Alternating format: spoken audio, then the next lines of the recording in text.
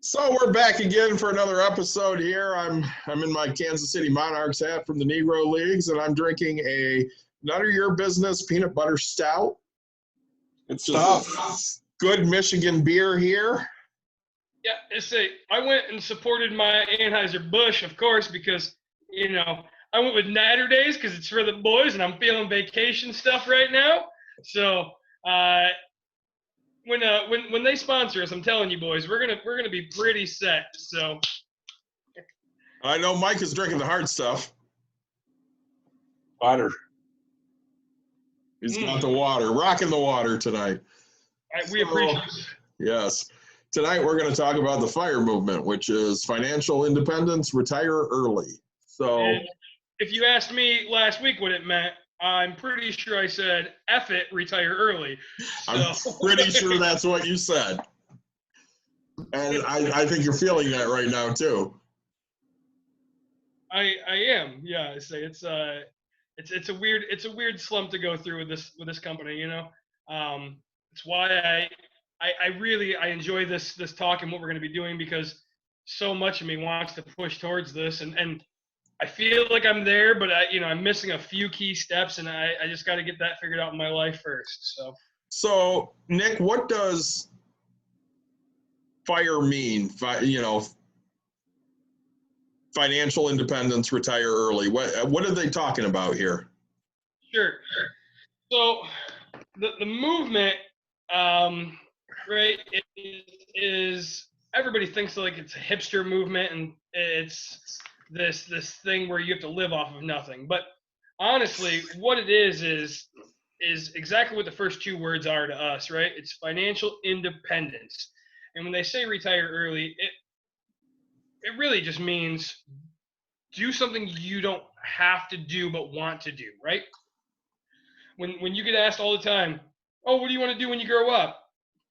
Like, you want to be able to not have to do, like, you want to be able to make the answer for that question, right? Like, you don't want to be forced to. You just want to go, this is what I want to do, this specific thing right here. So, yeah. So the quick basis behind it, right, is saving more than 50%. They say 75. I mean, if you're getting really in depth, save 75% of your income, and try to do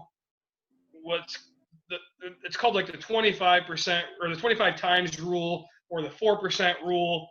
There's different names for it, but basically, let's say you're an average person, $40,000 a year is how much you make, and that's how much it's going to cost for you to live off of.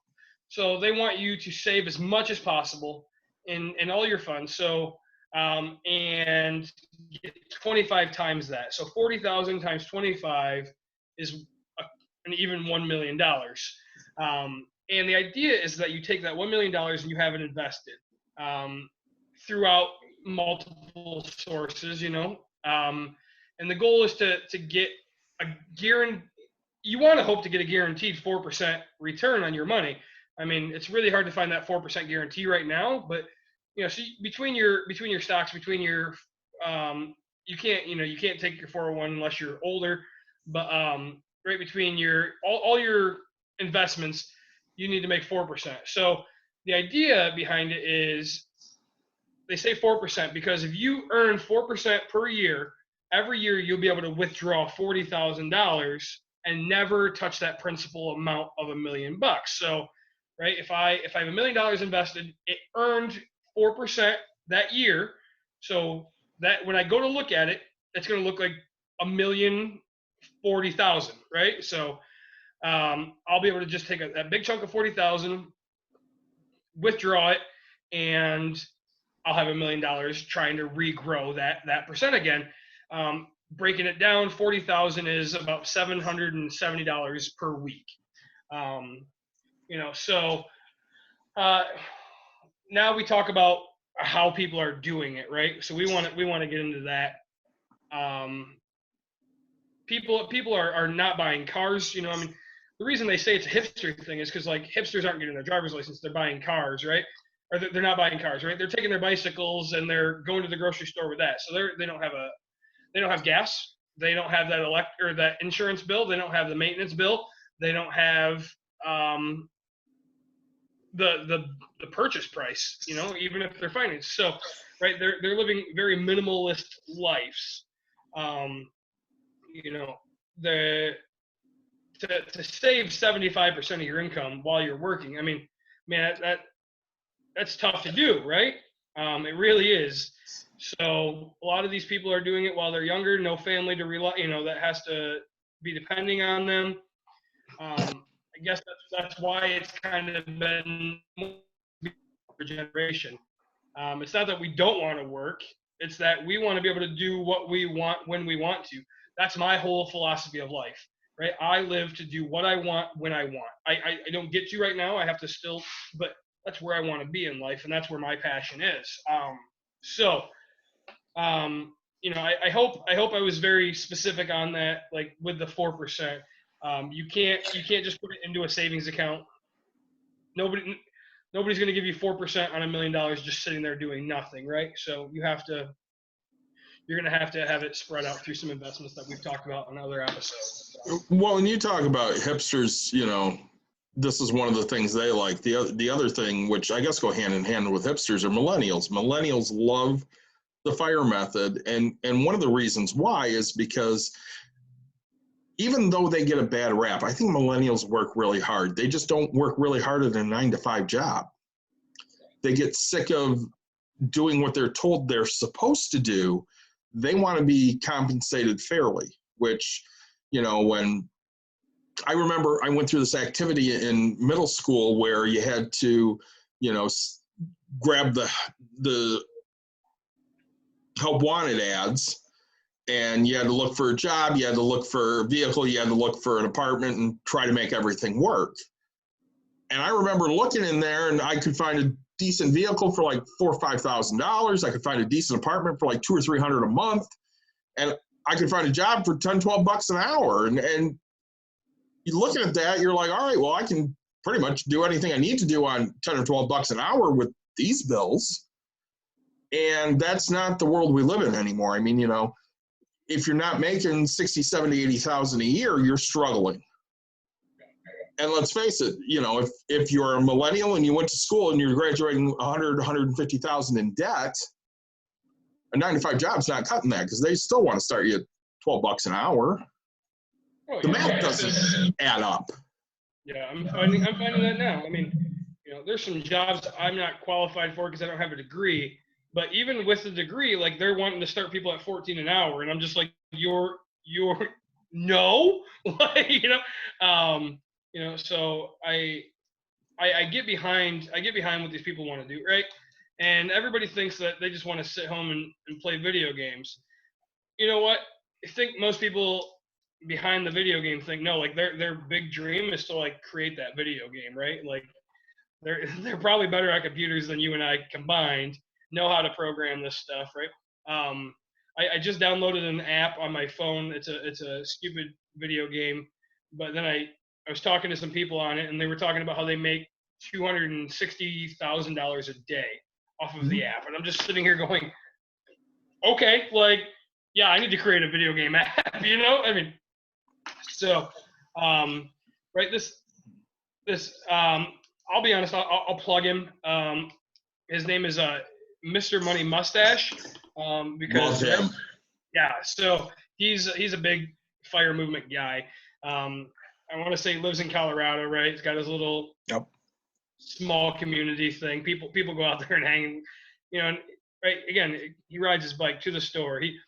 The only thing that scares me about that is, like, with the FIRE movement is, I mean, you could set your level of what you want. So the longer it takes you to get to that point, right? So, with Mr. Money Mustache, I mean, he's like, hey, I want to live off of like $10K a year, right? Like, we're going to make our own bread. We're going to do all this. Like, it's a very, and so people see that as like a, whoa. And that's not the lifestyle for me. I'm not going to say it's not the lifestyle for other people. Like, I'm not going to tell you how to live your life. Like, if you forever want to bunk with 5 people in one house, like, and you're happy, like, happiness is where it's at to me. So, and we've talked about this before when, we've had previous episodes where we talked about different things to do to make money. I love Coin Out. I use Coin Out all the time. I make, $2, $3, $4, $5 a month off of it. Mike comes up to see me. He hands me his receipts and he goes, "Here, have fun." Because it's not worth him and his time to do that, because he's not looking at the, hey, I want to make $2, $3, $4. He's looking at, if it was paying me $5 to do this each time, I'd do it. Am I right, Mike? Yep. But at 2 cents, you're sitting there going, yeah, that's not worth my time. Yep. So, I mean, you have to figure out, we go back to this all the time, who you are as a person and what you're willing to put in. So if you want to live in a commune and have 5 people live with you and live off $10,000 a year and bake your own bread and make all your food, then more power to you. That's great. Yep. There are parts of that I really like. I love it when my wife makes bread. She makes really good bread. I like eating it. It's fantastic. Am I going to live that way the rest of my life? Hell no. There are things I want to do too. We talk about it all the time, and the 3 of us talk about it quite a bit. We have different tastes in beer. So Mike and I and Nick, all 3 of us, we really like a lot of the same beers. We love porters, we love stouts. Mike's of the point where, if he goes out, yeah, he could drink a Bud Light, he'll deal with it, it's not a big deal. I'm to the point where if I had to buy, a cheap beer, I can buy a cheap beer and make that last because it's cheaper. I would love to buy Nut or Your Business all the time, but I can buy 6 of these for $12. I can buy 24 of these for 15. Yep. At some point, you have to look and weigh those things out and say, okay, well, I'm at a point in my life right now where 24 of these for 16, that's okay. And once in a while, I'll buy 6 of these for 12. Yep. I'm saying, when I started drinking, I got into the microbrew stuff quite a bit. And the problem was I was always hanging out with like people who weren't into it, right? I mean, so I kind of died out of it, and then my friends started getting into it, and it was this trend, and I was like, I'm pretty much done. And so, but I got back into it. I still enjoy a good beer, but to throw back a thing of hams or natter days because it's fun with the boys, or I say I'll drink. I think it's here with the Deposit in Michigan. It's a 30 rack of hams for $13. I go buy four Dragon's Milks from New Holland, and that's $26 or so. And it's just like, I mean, yeah, I can do it for the taste, but this tastes pretty all right to me. So. Yeah, and when you're looking at the fire movement, again, you have to figure out, okay, what kind of saver am I? What kind of spender am I? Are you the type of person that's going to go, yeah, I'll go do DoorDash, or I'll go do Shipt, or I'll go do Instacart, and I'll make extra money doing that stuff? If you're willing to do those things, that's great. That's extra money. So, I've talked in previous episodes that, I'm trying to pay off my roof because I took a loan from my daughter. So I started out the year January owing her 19 grand, and I'm down to under 5,000 right now, and I'll have her paid off by the end of the year. Every extra dime I get, whether it's turning in scrap metal or doing surveys or getting a Capital One check back for money I spent, or my wife doing Shipt because she picks up a couple Shipt shops a week, that money goes to pay her off so I can just get it done with, and then I can start doing other things with my money come next year. Because again, there are things I want to be able to retire at some point. We had the argument in the house the other day that she was talking, hey, I'd really like to do this, but we don't have money for it. And I'm like, I can always find $300 or $400. I might not like it, but I can do it. And I ran out the next day and I'm like, hey, Delta's down and Royal Caribbean's down and Exxon Mobil's down, and I bought some stock, and I spent about $400. Yeah. And right now, they're all half of what they used to be, if not a third of what they used to be. Yeah, I'm hedging my bet, but still a pretty good bet. And that's the biggest thing. With again, we go back to what fire movement, right? It's all about what it means to you as a person. Retire early. Um, some people think that, you know, I don't know. David, what's your retirement age? Do you have any idea? Like, I think Social Security, we can draw at like 67 now. I can. So you can draw early at 65, but you don't get your full benefit till 67. I just turned 43, so we're talking 24 years. Is that math right, Mike? Okay, so we're talking 24 years for me. I'm telling you right now, I'm not working 24 more years. Yeah. Now, I might not draw Social Security that early because I could start drawing it in my earlier 60s if I want to, but I don't. What I want to do now is start maximizing those retirement accounts so I can sit there and say, okay, I'm 50, I'm 55. Again, we talked about this. I work from home, so I'm not anxious to stop doing what I do. I like my job. It's a good job. It's a good, strong company. I get to work from home. I get good benefits. So I'm not looking to leave it. But, by the time I'm 65, I would hope I'm not doing it anymore. I'd hope at 65 I say, yeah, I'm good. My investments have paid off. I don't need to take Social Security yet. I can still wait another 2 years on that. I can basically do, whatever I want as long as I'm still kicking.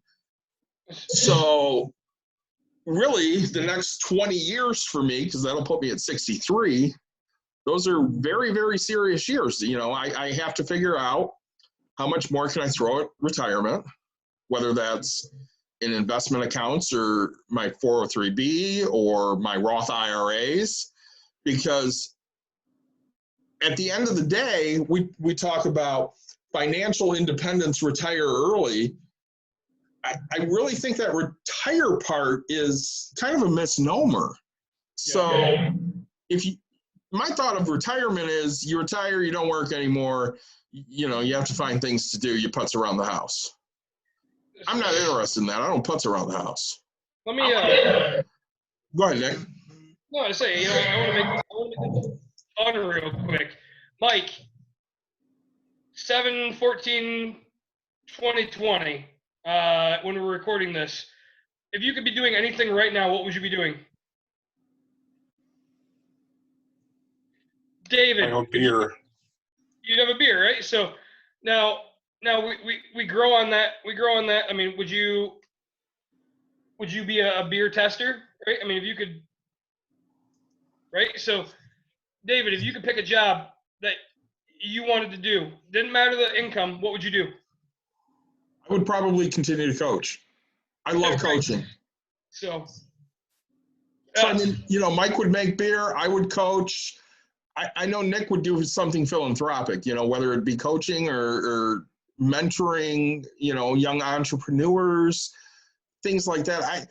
I can tell you right now, my wife opening her own business, I think the best help we've had is successful business people saying, try this, do this, this is an option, just walking her through those waters. And that's something that, I look at Nick and I'm like, man, Nick is going to be great at doing that stuff someday. Literally, it's the reason we do this stuff right now, because we want to be able to do it now, not 20 years from now. So, we're doing it with this, but, 20 years from now, we may not be doing this anymore, but Nick's still going to be telling people, hey, this is how I got into rentals, and this is how I made my money, and this is what I want to see you do, because he has people that are doing that for him right now. And that's just key. I mean, I do. I'm very fortunate with, these. I'm wise enough, which is surprising to say that about myself. I'm wise enough to listen to when people say this is the mistake I made, don't make it. So far, I don't make that mistake, right? I think for me, as I said, so as some of you guys have been watching these episodes as they come, I am back to work. My company has downsized people. They moved me positions to something I don't enjoy. They also just gave me a pay cut, which I definitely don't enjoy that. So now it's like, man, this is really what I've been looking for in my life, is like I now have a little bit of time because I have my side income to find what I want to do, right? And like I post things out there of like, what would you do if you guys were in this situation? And you know, I'll be honest, I live in the USA, which I absolutely love the United States. It's, but right now medical is so dang expensive, right? And so like my calculations are like, okay, my wife is probably going to lose her job. So now we're going to have two people with no medical insurance. If I quit my job, and live off of my money, what's she going to do? So we need medical. So if I have to buy the medical insurance, then I'm not going to have enough money to live off of at least the lifestyle that I want, right? So, yes, could I live off of what I make right now? Yes, right? Could I live happily as a father to the daughter that I have the way I live? No, right? She didn't ask to grow up the same way I grew up, with no being the answer. I don't hand my kid everything, but like, I want her to have those extra little things. She even today, right? So she's like, I can't wait to go to summer camp, and I'm like, how do you know about summer camp? Like you're 4 years, and I missed out on those opportunities as a kid. I didn't go to summer camp, right? So like this is why I work. I want that money for summer camp. So the retire early thing to me is literally like I'm at that point. I got a couple things to hit, right? And so I have some. We talked about real estate. I have some money out there right now, and I'll be honest, it's now the deal has fallen through twice. We're working on our third one. They're in negotiations right now. But I was supposed to have my money back a while ago, plus money. So now I'm losing how much I was supposed to make. So it's not a guarantee kind of a thing. I want people to understand that investing is not a guarantee. My hope is to get my money back, not lose, But, if I could guarantee it, I'd retire right now, right? I'd just keep throwing that money back out there and just saying, hey, keep bringing it in. And you'll always have people that will tell you, oh, I can guarantee it. Nothing in life is a guarantee unless you control it yourself, right? I mean, so, this movement is, I think if you do any steps towards it, you'll be a heck of a lot farther, right? I mean, I got moved back to the production area, right? And instantly I bring up, 401ks and yeah, I don't plan to be here. And I'm just like, man, don't care how long you plan to be there. Throw money at it, man. Like, come on. And so it's like, take these small steps, take these, and 1% is better than no percent, 10% is better than 1%, So the idea, you don't have to do 75, you don't have to be gung-ho, but you have to not want to, if you own the business right now and you're the person that loves exactly what they do, right? And you don't want to travel, you don't want to do anything else different in life. Man, this movement isn't for you, right? But it's the people that don't want to answer to people. It's the people that want to wake up when they want to, they want to go to bed when they want to, they want to do the job they want to, go on vacation. They want to answer to themselves, and that's it, right? This is what this movement's about. So you bring up a great point, hitting the insurance. So, I work for the insurance company, so I'm kind of invested in them continuing to charge a lot of money for a lot of nothing. I didn't say that.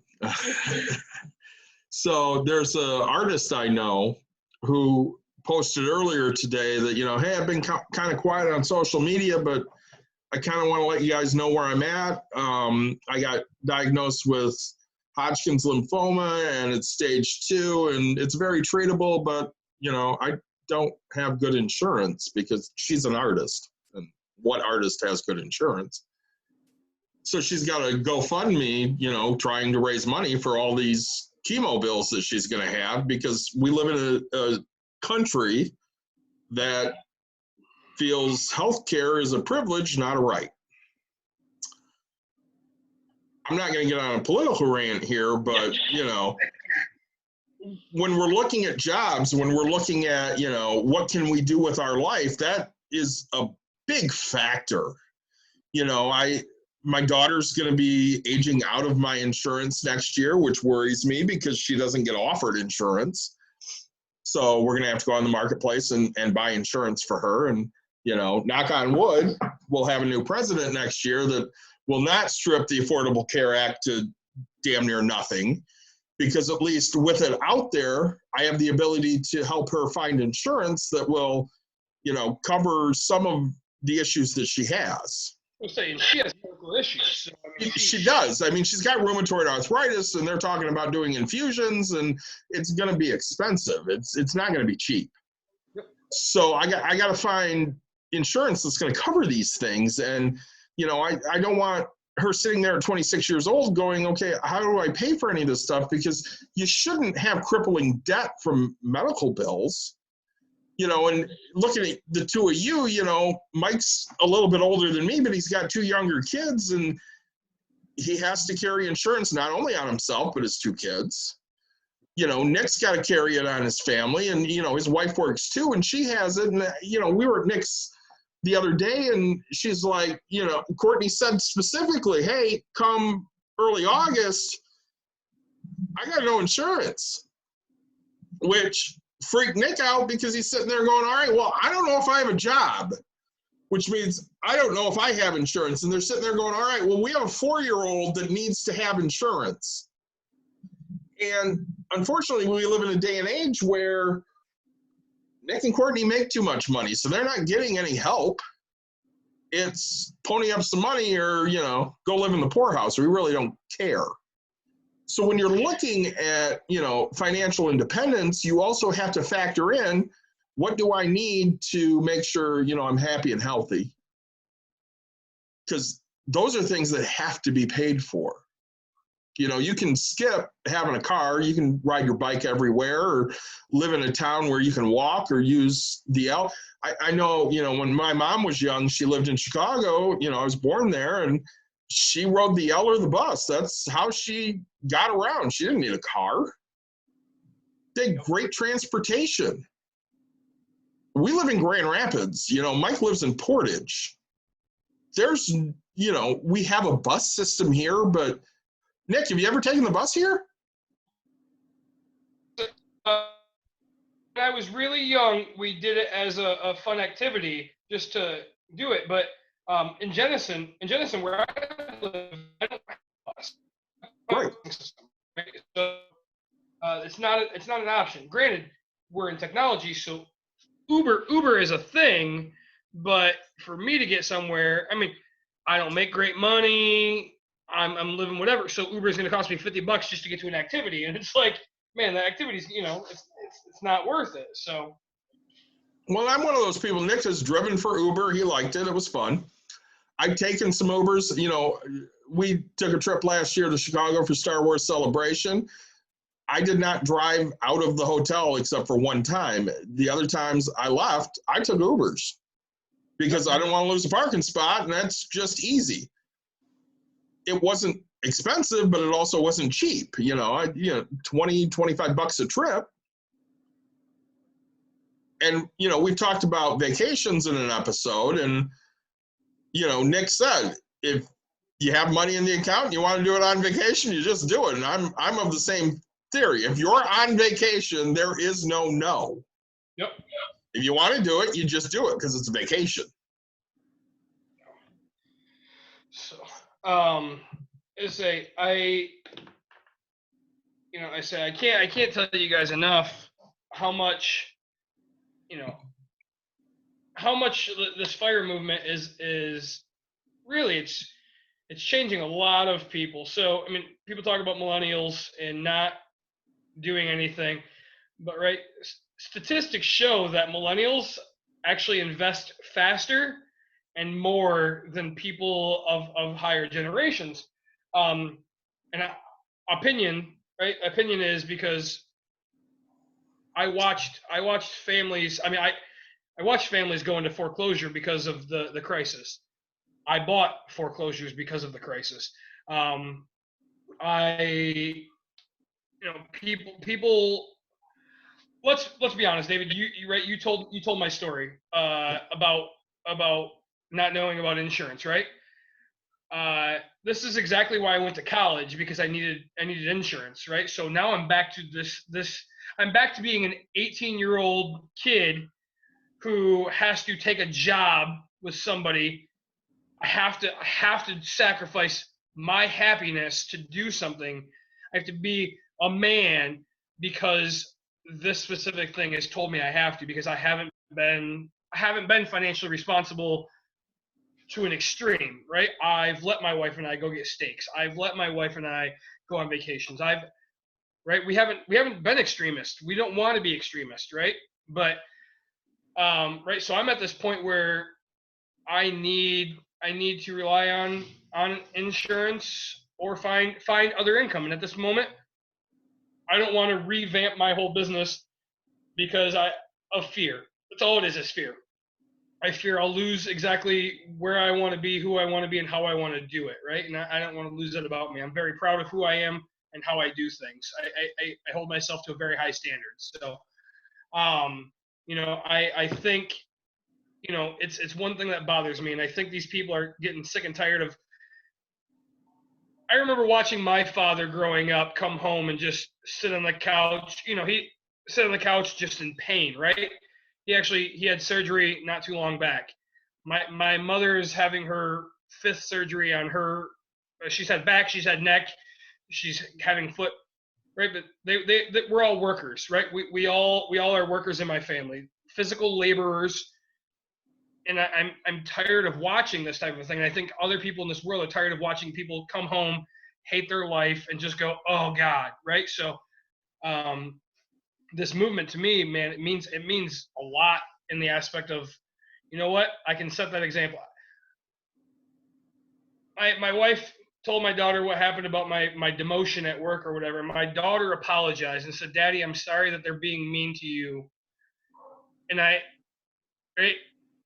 she shouldn't know those types of things at 4 years old, but it also, like, I told her, I said, "Look, no matter what you do, make sure you do it with a passion in life, and never take something that you don't have to do." Right? So it's a great teaching moment for me, because I'm hoping that her life is just that much better than what mine is. So we've talked, a little bit about millennials. I want to get into generations for a minute here, because I think it's important when it comes to the FIRE movement. So we talk constantly that, we have the greatest generation, which were, my grandfather's generation. He landed at Normandy on D-Day. They fought fascists in Germany and Japan and Italy. Fascism seems to be a big thing right now because we have the Antifa movement, which everybody says is organized. It's not organized, by the way. I have some friends that think it's organized. You're fucking idiots. There's no organization there. They're just fighting fascism. Fascism is bad. Fascism is Hitler. My grandfather fought against that. He honestly was the greatest generation because they didn't worry about themselves. They just wanted people to be free. I'm a firm believer that the generation that came after them, the baby boomers, are the worst generation because they're whiny and bitchy and just give me that, it's mine. You know what? Fuck you, boomers. I'm a firm believer that the second greatest generation out there is Generation X. Mike and I are both in that generation. We're the type of generation that we realize that shit's just not fair. It's not fair. But we just put our heads down and keep moving forward. And Nick really hits, that beginning of that millennial generation where they get this horrible, horrible rap. But these, they're not really kids anymore because you can't say they're kids. They're, in their 30s and they're making their way going, you know what? 9 to 5 sucks. I don't want to do that. I want to get paid what I'm worth. I'm worth way more than $12 an hour. I don't know why the hell you're trying to pay me $12 an hour.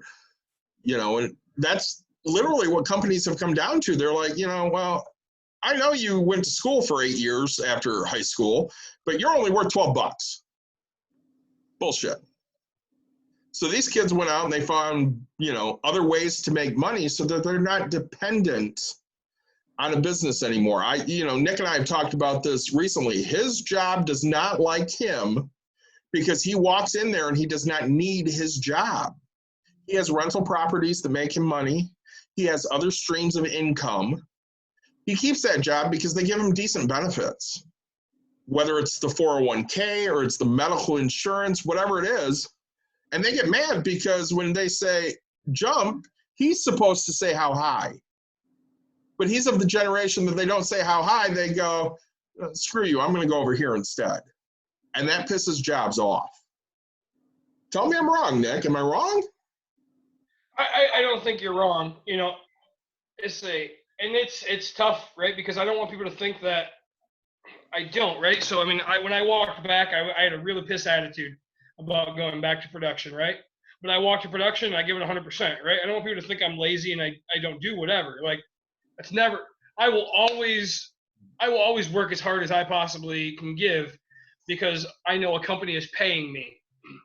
Okay, so now when this company's paying me a good amount of money, I was pretty happy, especially a job. Now they took my job from me, but I was still getting paid. So I was like, you know what? Now they took money from me. Now they're saying that the job I'm doing isn't worth the amount of money that I'm doing. And you want me to still work as hard? That's very hard for me to deal with, right? Like people out there are like, oh, you should be grateful you have a job. Nope, that's the mindset right here that this fire movement is all about. I don't need to be grateful I have a job, okay?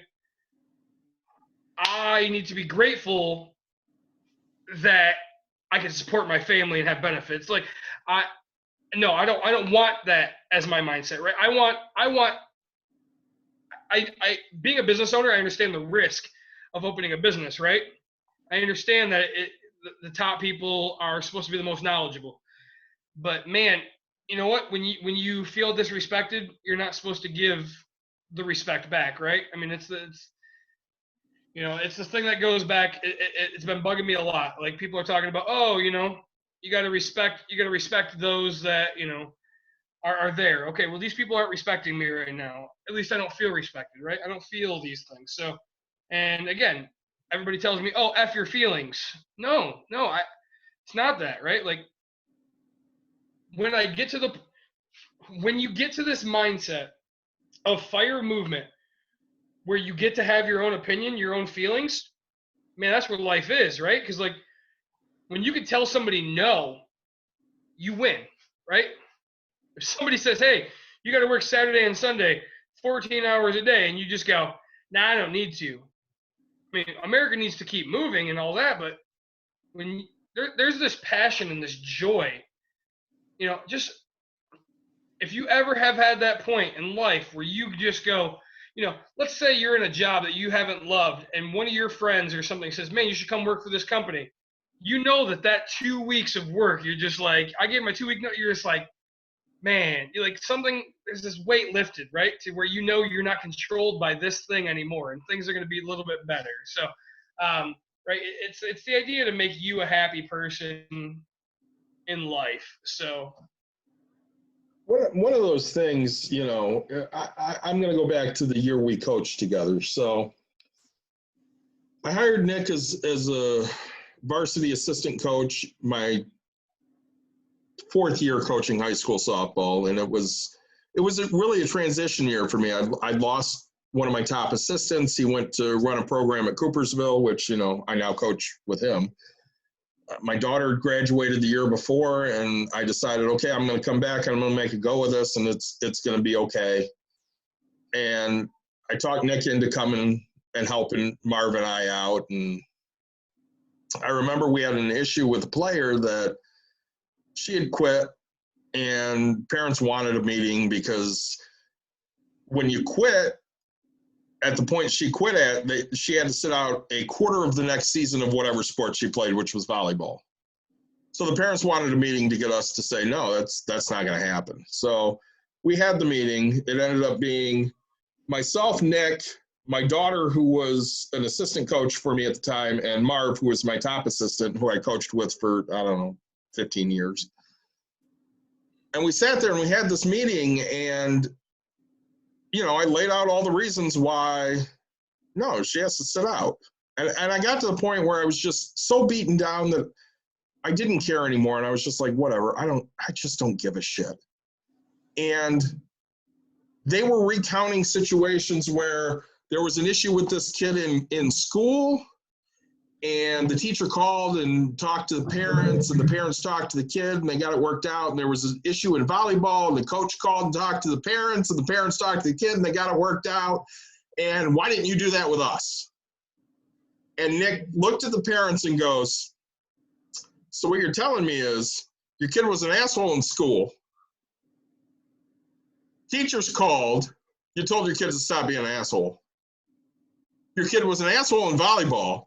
The coach called and told you, that your kid was being an asshole. You told your kid to stop being an asshole. And now you got into softball, which is half a year later, your kid's still an asshole. And you think we should call you? And the mom looked at him and goes, I don't like the way you said that. And he goes, I don't like your kids. So I don't know what to tell you. That sucks to be you. And we got done having that conversation, and they went off on their way, and we went off on their way. And I looked at Nick and Caitlin and Marv, and I said, I just don't care anymore. Just let her play. And they're like, no, screw that. She did everything wrong. She's an ass. She can sit out. And we held her to sitting out. And again, that goes back to, you can do whatever you want to do, but there are going to be consequences, and you have to be willing to pay those consequences. Yeah, and when it comes to the fire movement, if you're willing to pay the consequences of, not going on a trip or not buying Nut of Your Business peanut butter stout or not going and getting a filet mignon, then, that's great. You can sacrifice and you can get cheaper things. Nick, what were you going to say? Because I know you had a thought there. No, I say, my favorite part about that whole story, right, is the dad looks at us and you can just tell, he's like, you're right. The mom's like, oh no, I'm not going to let this happen. Dad's like, yeah, we're just going to walk away on this one. And I was like, say, I will, that'll be one of my fondest memories for a while, just going, nah, I'm pretty all right with no. So, no, I think, again, it's about the amount that you want to sacrifice. I think too many people think that people are just trying to live up. I mean, and there are some, right? I'll be honest. Part of me has that mindset where it's like, man, I really want to live where everybody kind of supports everybody. But I know it doesn't work, right? Because there's going to be people who work harder and people who work, that don't work. And it's never going to work for me. I will always try to be like that financial person that tries to get ahead. And then I'll get pissed when that person is just sitting there doing nothing. And I'm like, can't do it. Got to go. Right. So, I mean, that's why I'm a business owner, but, I see it where people just think that, oh, everybody wants to live off of, live off the land for free and, grow their own vegetables and, just commune it up. And I'm like, no, it's not all commune people, right? I mean, yes, there are extremists, right? There's extremists in everything that you do in life. I mean, that's the biggest thing you'll understand. Whether it's people who are working, I don't even know how many hours there are in a week anymore. 100 something hours a week, or there's people that work 2 hours. Huh? 168. 160, right? There's people that are probably working 150 hours, right? Getting a couple hours of sleep a night. And then there's people that are working 2 hours a day, kind of a thing. And who are we to tell them that they're wrong? I mean, the only thing that bothers you is you think that they're lazy, or you think that they're overachievers trying to get, like, what you do in your life doesn't impact me, except for, right, everybody's like, oh, it's my taxes. Look, vote no, right? Get out and vote. Make your opinion count. Whether it happens or not, it sucks, right? Keep fighting for it. Do what you got to do. But a vote's a vote, and welcome to America. That's how things work. Trust me, I just got a tax bill for $9,888.68. We've had COVID. I've had 3 people not pay for God knows how long, and I've still have to pay my tax bill. What do you want me to do about it, right? So that's my quick high horse. I can go out and lobby for it, but I get frustrated by people thinking that everybody just wants to be lazy. Not everybody, right? And again, if you think it's being lazy, maybe take a look at exactly what they want. Happiness literally comes from small amounts. I mean, as long as you can get by and have the things you want, not everybody needs a 5-star hotel, right? I mean, Well, you've said it in a past episode. I need a place to lay my head. yep. A clean place to lay my head. And if I have Free that, breakfast isn't bad either. yeah, free breakfast is helpful. Never bad. Nick's even happier if they got tacos for breakfast. Oh man, that's what life's about. So I mean, you have to, again, we talk about this all the time. So how do I plan for things? Budget. Budgeting is number one. Figure out what you can sacrifice and what you can't. So is TV really that important? Do you need to spend, $90 on cable or dish or whatever? Or can you, find something cheaper to do? There are options out there. I love the idea of, retiring early, not for the fact that I know I'm going to retire, because even when retirement comes, I'm still going to be doing stuff. I'm not retiring. I was looking into a lot of different articles when it came to this, and one of the articles I read was, I learned that retiring early was the wrong goal to have, and that's absolutely accurate. I'm not looking to retire. I'm looking to focus on other things that, might be more important to me now because I have those things taken care of. Yeah. It's funny, before I knew about this movement, I started getting a little bit of financial money from real estate, and my wife has always said, "Oh, I don't want to stop working," and we have this fight. And it's not that I'm trying to live my wife's life, right? It's that I'm trying to get her to understand that. So my wife is an occupational therapist. For those of you that don't know, right? So she works hard. She went to college. She wants to use her degree. Now I'm trying to get her to understand, and it's always a fight. She doesn't need to be paid, right? Right now we're financially not there, but she needs pay, right? But at some point in our life, I want to get to the point where she doesn't need pay. I want her to be able to. So right now she lives by certain codes and laws, and she can only see people that this company will allow pay, right? So to deny people. So I want to get to the point where anybody that gets denied for her help, right?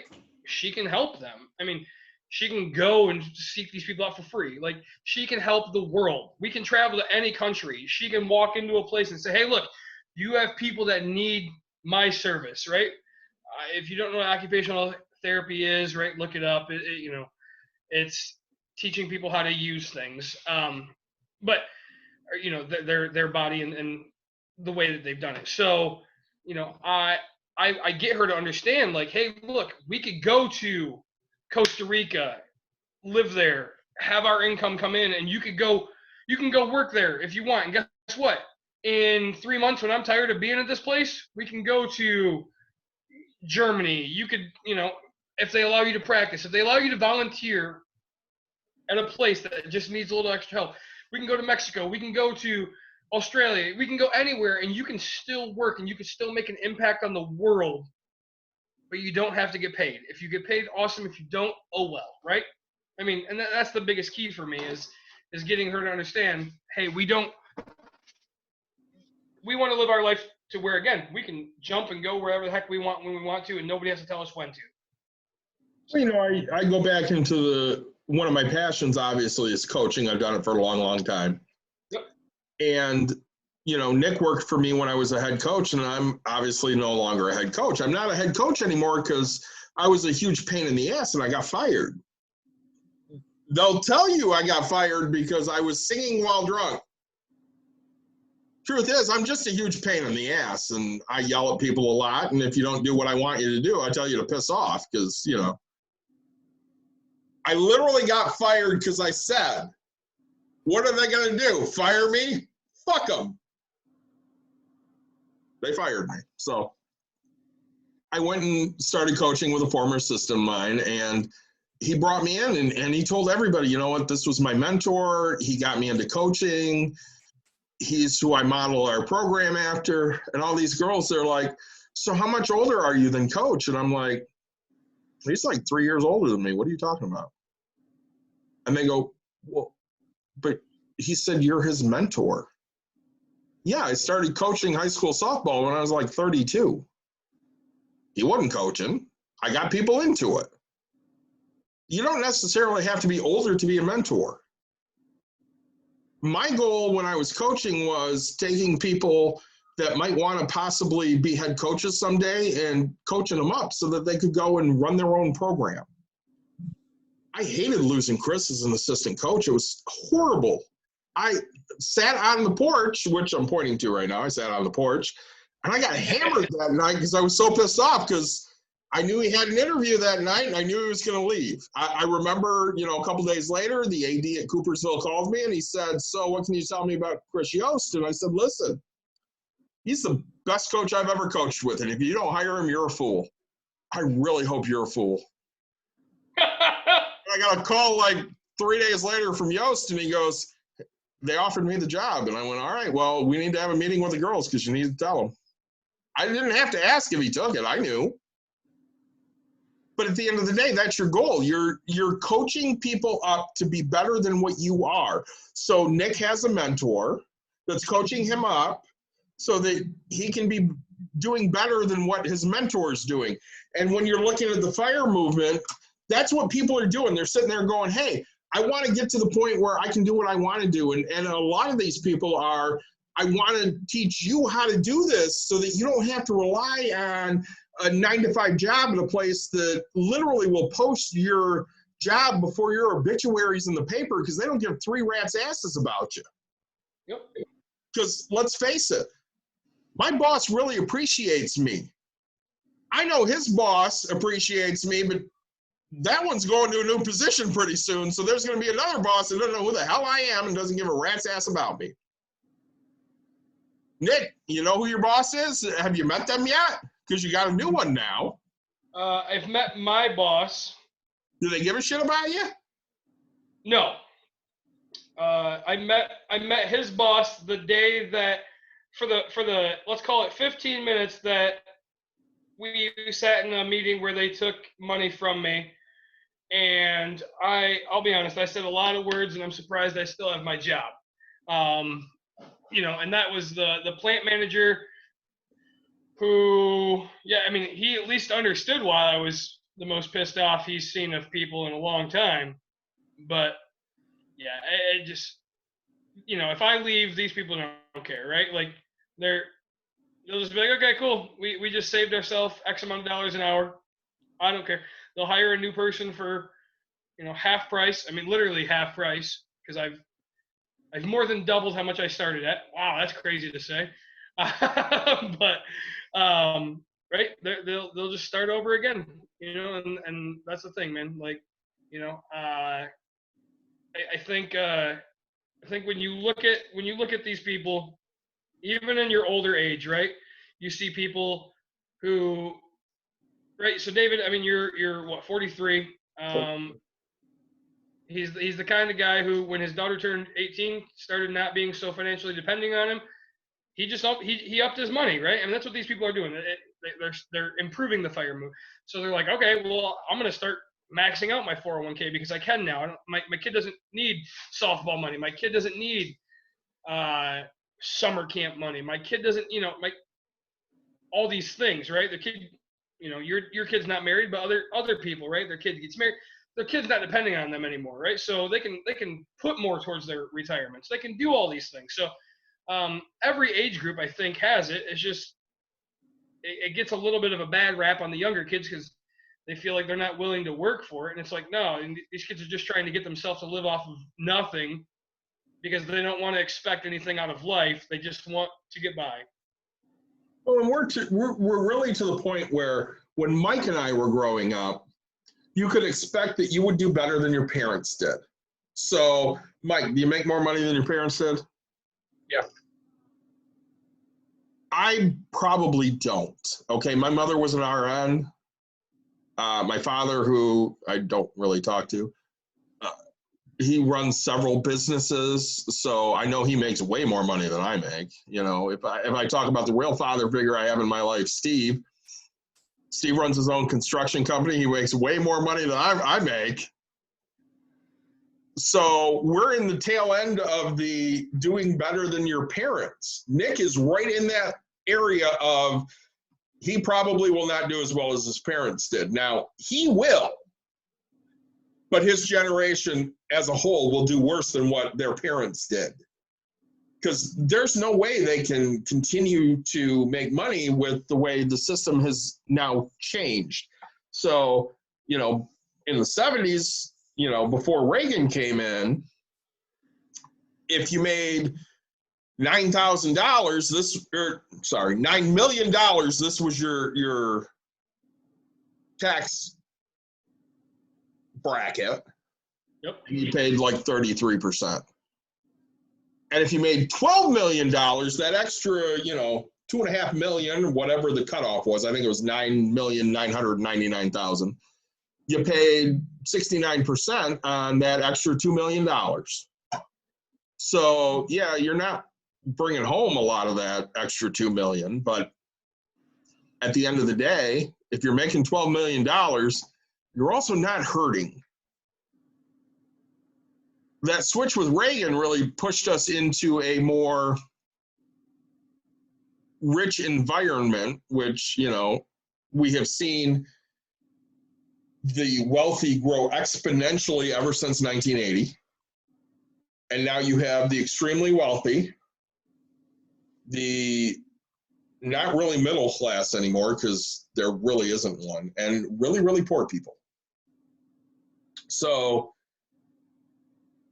George Carlin used to say the poor people are only there to keep the middle class going to their jobs, which is probably true, because at a certain time, so Nick, let's pretend for a minute you have no rentals, right? You have no extra income. Yep. You hate your job right now, right? Yeah.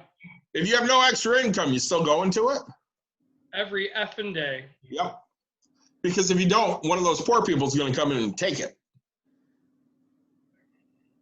And that's really where it comes down to, is these millennials are going, this is all bullshit.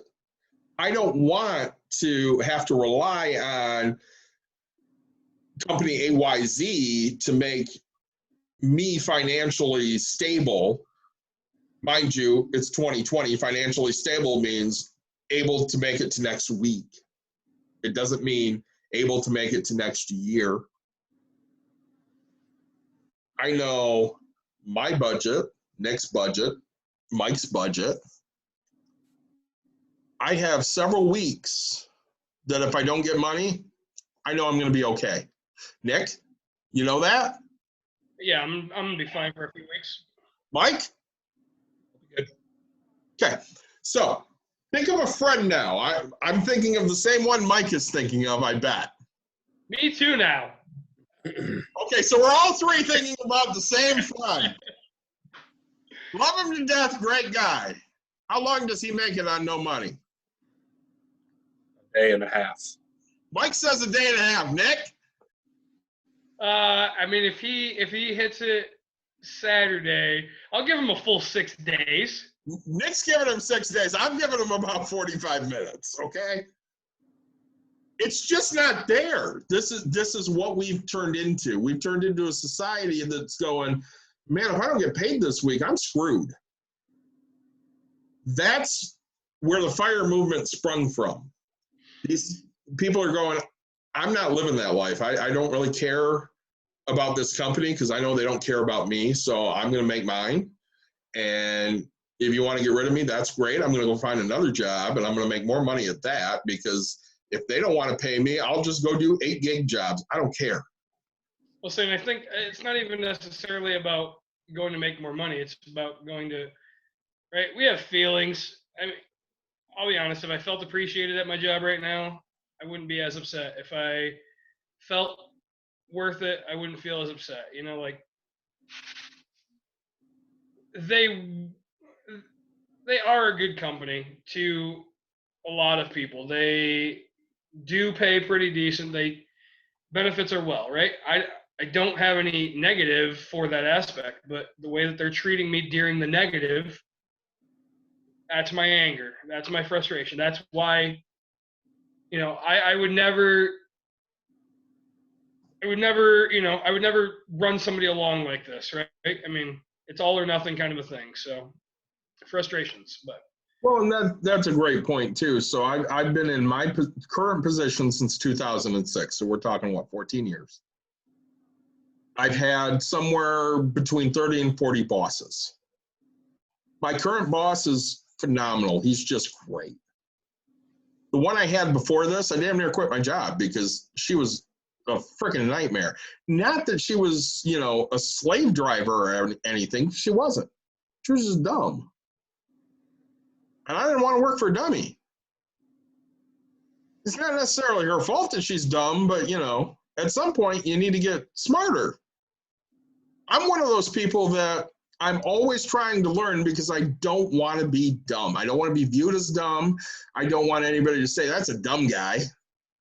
I want them to go, man, that guy's hard to argue with because he knows his shit.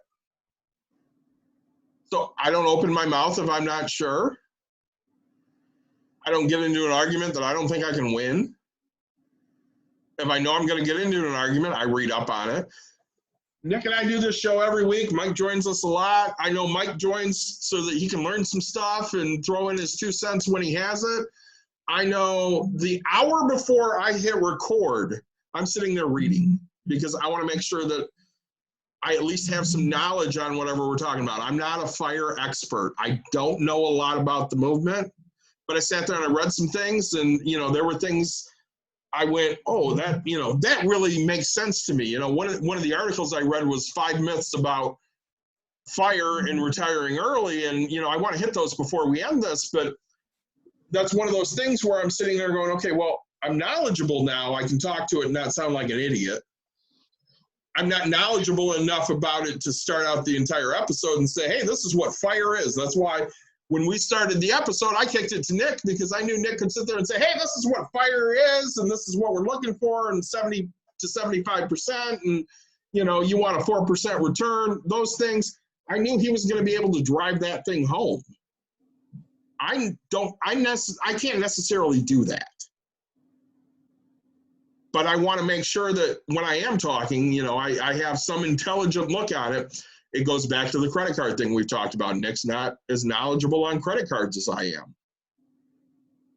Throw me the credit card questions. I'll answer all of them because I'll tell you anything you want to know about any specific credit card out there because I know them all.